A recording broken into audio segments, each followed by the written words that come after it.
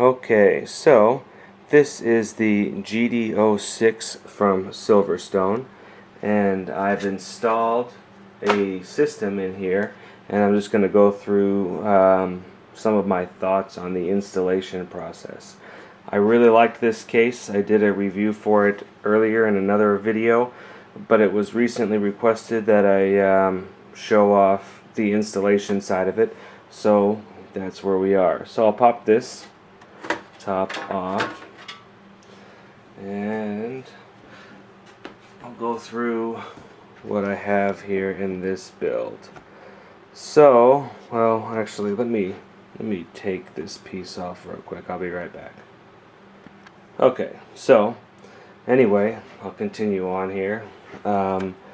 Take this piece off, which, if you're familiar with the case, it houses the hot swap drive bays, and then also you can install hard drives or SSD underneath here.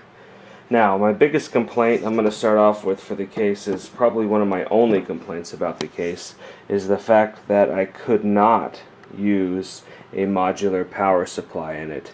So because of depth. Most modular power supplies are a little bit deeper, and then they would not fit. So unfortunately, you wind up with some severe, or at least I did, some severe cable management issues. And yeah, there's just no other way to put it. That's my biggest bitch about this entire case, is the cable management. And you know, I don't expect too good of cable management in a smaller case or a specialized case like this, but man, it would have been nice to be able to use a modular power supply, because that would have saved me a ton of time and hassle and this kind of rat's nest I have going on.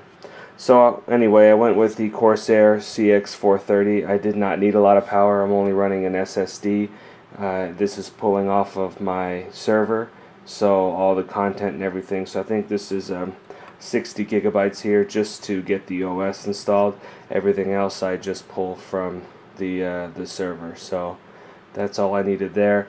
I did install some fans, and of course when I did the fans, I wanted to tie them all back to the motherboard headers, and that created some unnecessary cabling as well.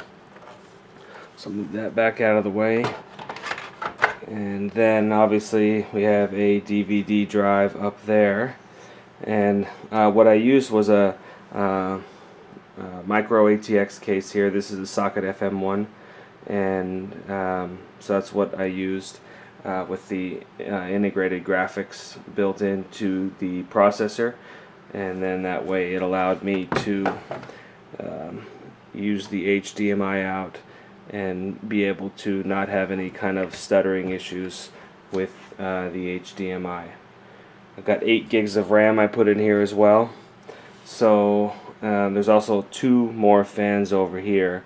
So what I had to do, I wanted the 3 fans to all operate off of a PWM header.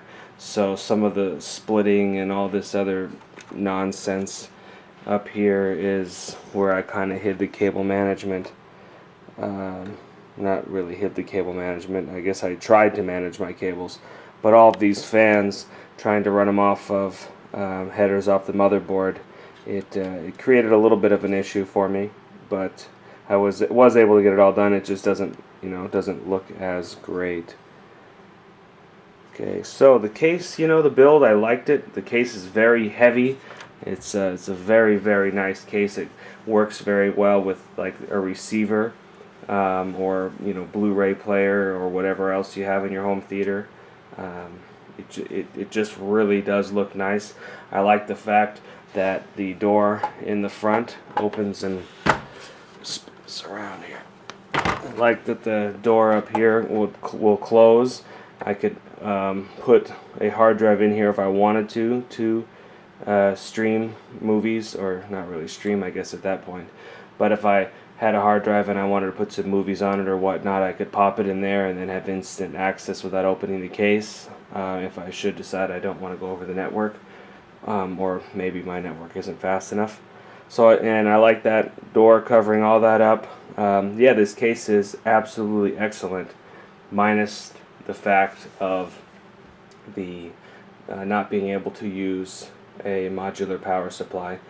And that's really the only complaint I have about it.